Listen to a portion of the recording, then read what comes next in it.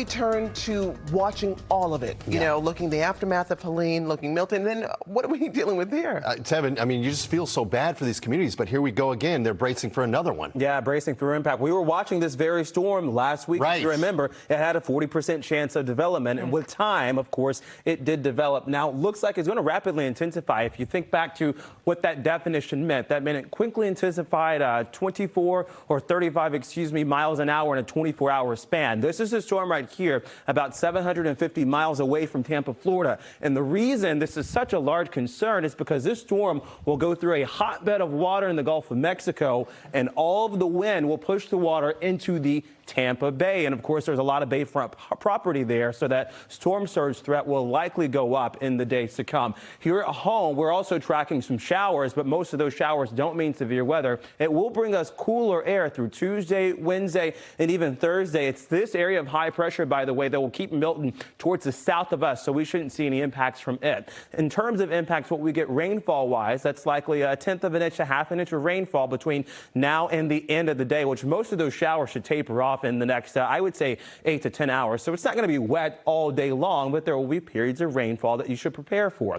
One of those is at about 6 o'clock this morning, so in the next hour from Laconia to Nashua and even Worcester. This might actually be the most intense line of showers that we see for the day. And even then, this is not severe weather through 8:30 or 9 o'clock across the South Shore, through Plymouth, Hingham, and Scituate too, and the North Shore as well. And then it starts to work its way out by noontime, 2 o'clock. We don't have an overly sunny day, but we should get breaks in the rainfall and still have clouds. High temperatures today, not too warm at 65 degrees in Boston, 65 in Franklin, upper 60s across the Cape. Cooler towards the north and northwest, where the clouds will still linger practically all day long. Tonight, we're down to 51 as those clouds continue to break. It's not too humid out, and thankfully, it's not going to be too humid out at any point throughout the week. Now, it will be much cooler this week, where low temperatures in the mornings. Think about it when you're waking up at 6:30 or 7 and you're dressing the kids at 7 o'clock in the morning. I'm not saying they need to dress for winter, but they do need to dress for some of the coolest air that we've seen all season long. Wind chill values Friday,